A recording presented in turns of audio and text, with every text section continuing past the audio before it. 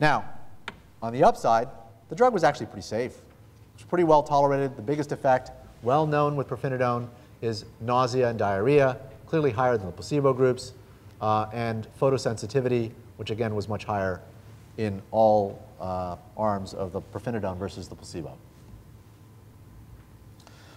Well, the current areas that are with active open trials, which is where I kind of focus this, are the endothelin receptor antagonists, in specific bosentan and ambrisentan. Bosentan took a look at an exploratory study called the BUILD-1 trial a few years ago and looked at 158 patients in a double-blind randomized placebo-controlled trial in patients who did not have pulmonary hypertension and looked at 6-minute walk distance from baseline at 12 months. And it was negative based on that primary endpoint. But there were enough positive aspects, a trend in acute decompensation or PFT worsening that was 36% versus the placebo group, and 22.5 in the bosentan group, giving a p-value that showed a trend of a relative risk reduction of 38%.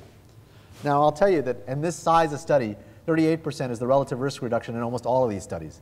It actually has to do with the math statistics and the total number of events than anything else. But they felt that it was enough, that it provided the rationale for a mortality and morbidity phase 3 study. And the biggest concern was actually an LFT abnormality that was seen at a higher rate in these patients.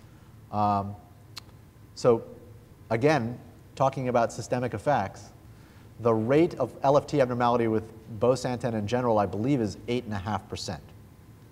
In IPF patients in the BUILD study, it was 22.5%. So the drug, which is a vascular drug, was doing something in the liver above and beyond in these patients that they were predisposed to than an equivalent population. So the design of the BUILD-3 study, again, double-blind randomized placebo-controlled trial, 390 patients, but this time it's an event-driven study, 131 events. The recruitment finished sometime last year, and we're waiting the final number of events to be completed to determine the outcome. And it was a composite endpoint of disease worsening with FVC, DLCO, and acute exacerbation. The ARES 3 study, there are actually 2 ambrisentan studies, one involving patients who are treated.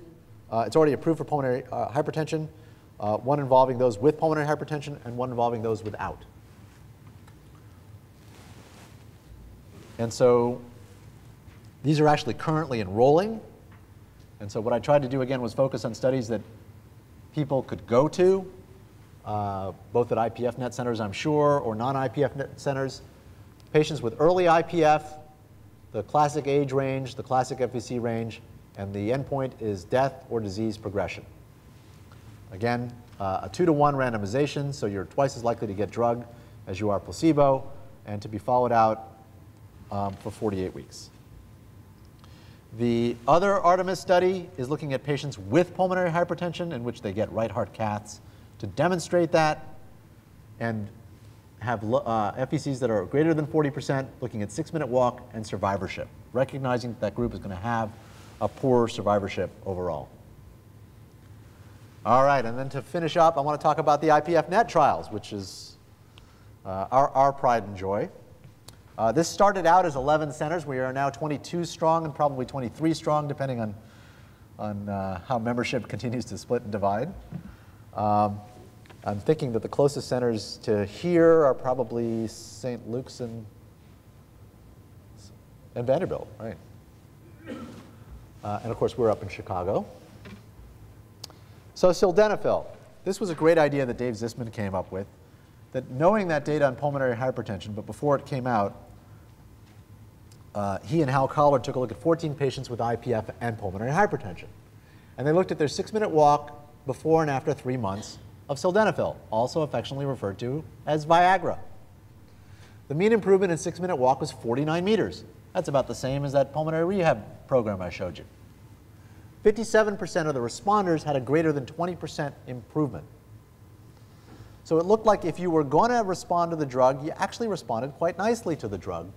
And this diagram just gives you a representation of those 14 patients.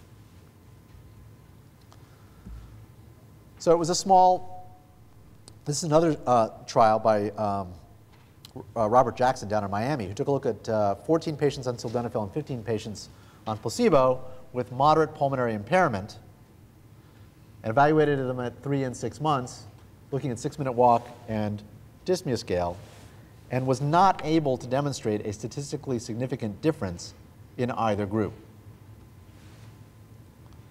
So where does the truth lie? And this just shows you that the p-values were negative across the board in regards to all measures of pulmonary function, although there were trends, and right heart cath, or right heart pressures. With that, the IPF net had designed the STEP protocol, which looks at sildenafil treatment evaluation in pulmonary fibrosis. We would have loved to have gotten right heart caths in everybody, but you know what? People don't like getting that done. So we tried to find a surrogate. And we realized that if we took patients with a DLCO of less than 35%, we were going to have a fairly enriched group for underlying levels of pulmonary hypertension, and I've already shown you the data for that. Then take a look at their 6-minute walk and do a 1-to-1 randomization in 2 parts, where they got sildenafil in a blinded fashion for 12 weeks with a repeat 6-minute walk, followed up by a 12-week period of an open-label study. And as I mentioned before, we've enrolled, I believe it's 182 patients. The study is actually complete. The last patient has actually exited the study, and the data is currently in data lock, and we're awaiting the results. So the discrepancy between the Collard study and the Jackson study will be settled. And we'll see what kind of impact we can make with this treatment. My argument for this study has always been the same. I don't know whether it'll affect mortality. I don't know whether it'll affect, my expectation is it might actually improve 6-minute walk and quality of life. But these patients are the very patients that get listed for lung transplantation. And lung transplantation wait lists with the change in lung allocation score has dropped from 20 months to 10 weeks. And so if I can improve longevity by 2 weeks with this in a critical population, that may be the difference between getting a lung transplant and not getting one. All right, the design of the Panther trial. And yes, we are about to start. It's fully approved by the FDA. We have drug, we have sites, we're raring to go. You know, forever, it seems, we've been treating these patients with corticosteroids. But the truth is, we've never done it versus a placebo. We have no idea whether that works. And anybody who's taken corticosteroids for a long period of time knows that that's no fun. Avascular necrosis of the hip, diabetes, thinning of the bone, thinning of the skin, adrenal axis suppression. You want good justification. What's more, we add an immunosuppressive to that, azathioprine, in an effort to limit our prednisone exposure.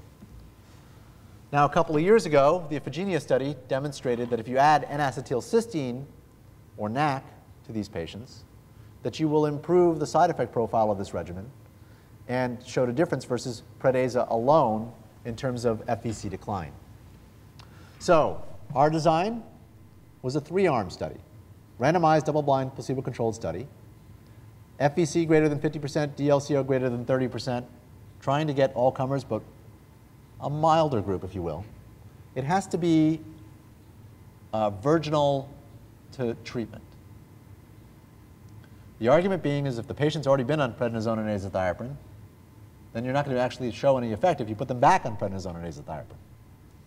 And so they cannot have seen treatment. And we are looking, much as the pirfenidone design, based on the data that I showed you, at the change in FVC at the 60-week mark. The 3 arms are placebo, prednisone, aza, NAC, and the NAC itself alone. And the reason is nobody's ever looked at that either. And we don't know what anti-inflammatory properties, or if the anti-inflammatory properties of the NAC as an antioxidant are sufficient to influence the disease progression.